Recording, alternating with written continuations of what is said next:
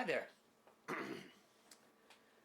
A couple of videos ago, I put out a request, you might say, to any of my viewers for what they would like to see covered in a video.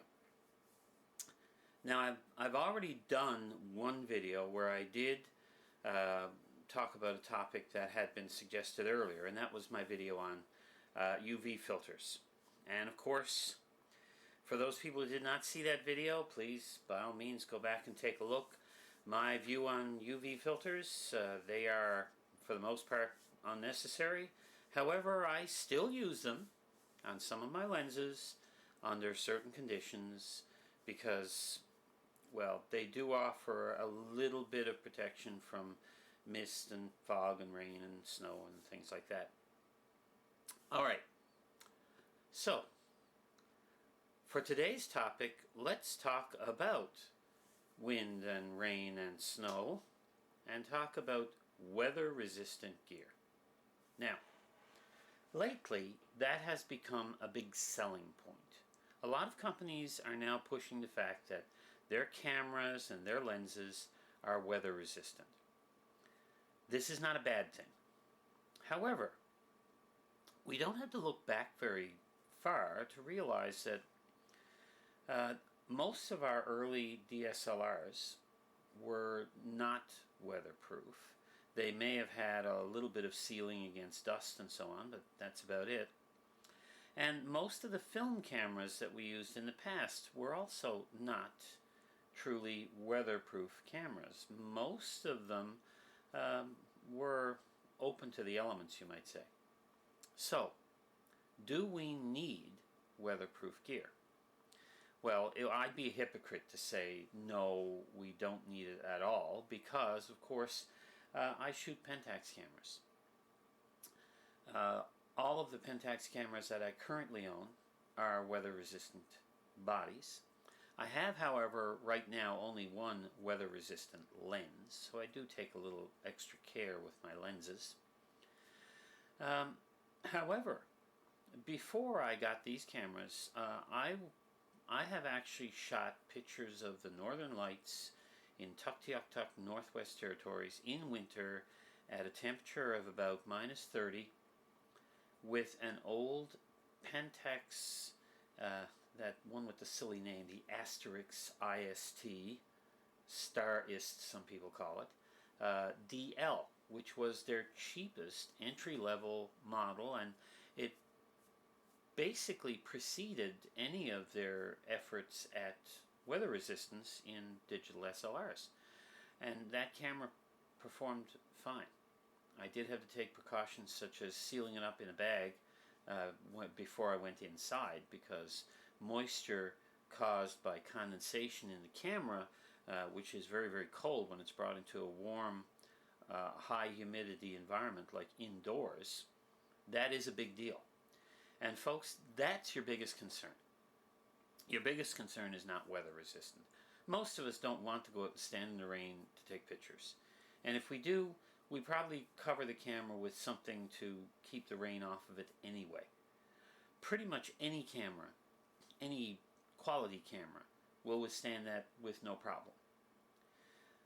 However, doing things like taking it outside in the tropics from a very cool, dry, air-conditioned room out into a very hot, humid outdoors, that can cause problems.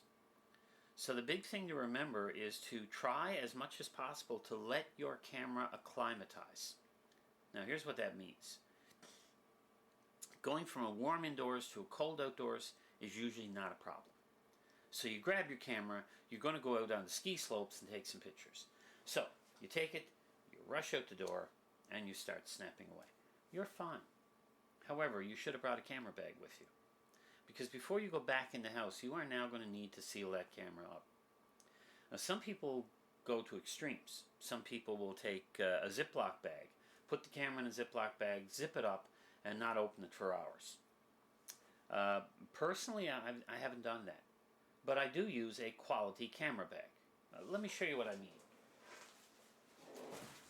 This is just a basic issue low pro bag.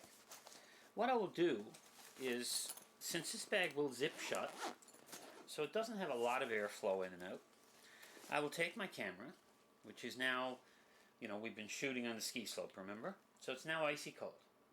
So I take my icy cold camera, and before I go inside, I just tuck it in the bag, make sure the bag is zipped up, and when I go inside, I will lay the bag somewhere cool. I won't put it next to a heater or someplace like that. I'll just lay it off to the side somewhere for a while. Now how long? Well, that depends. For the most part, if I've been out shooting, I may want to look at my pictures right away. If that's the case, then I will leave it for possibly about an hour. Remember, we're talking about low temperatures, we're talking about high humidity. You do have to be careful. So, that's the number one precaution.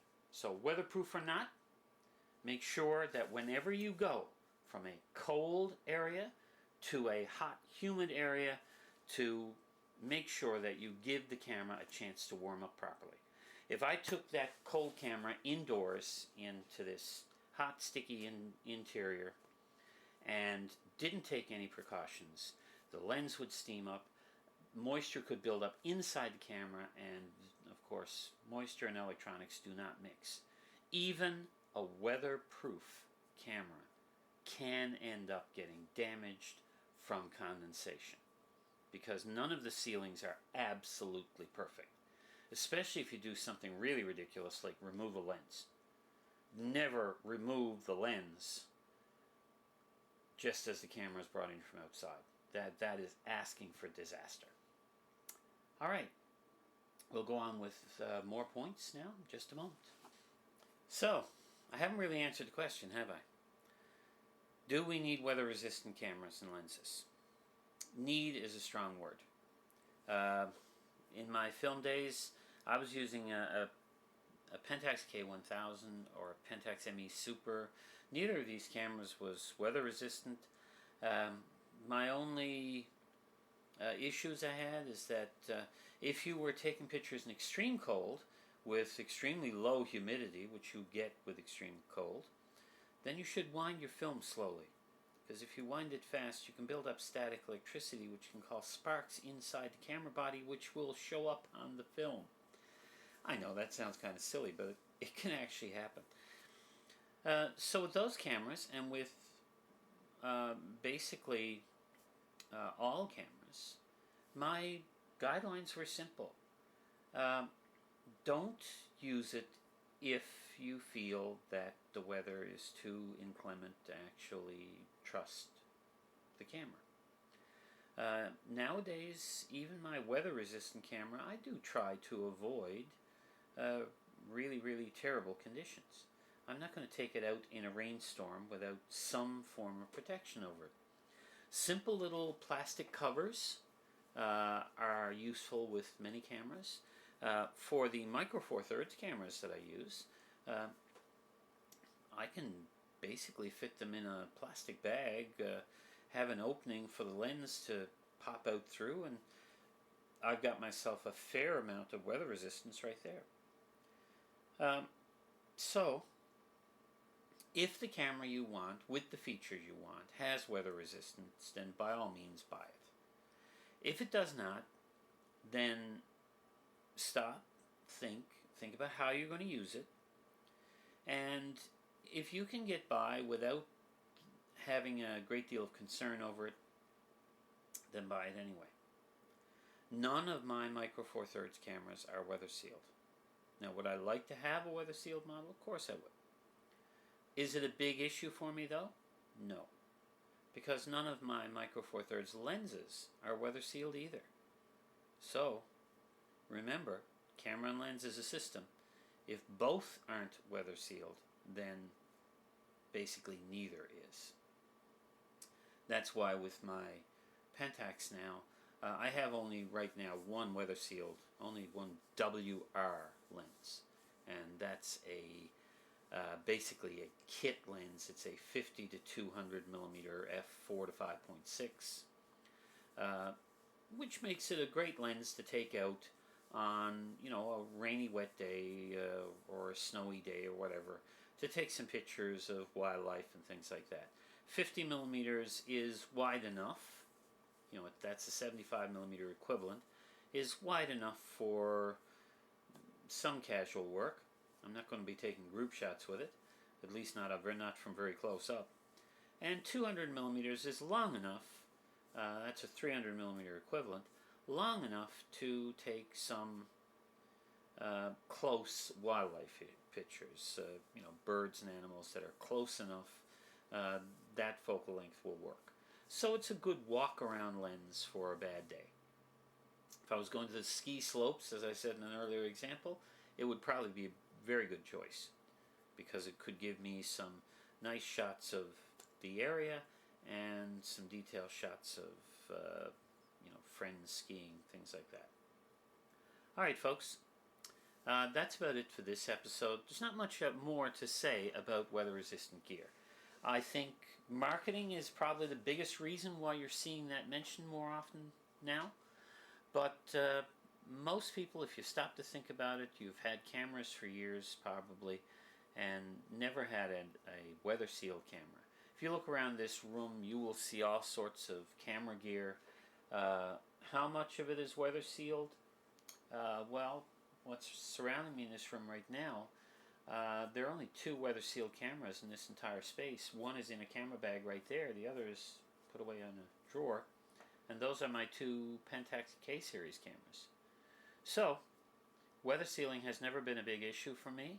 In 30 plus years of taking pictures, I haven't had an issue with weather damage to a camera. So, mostly it's just marketing.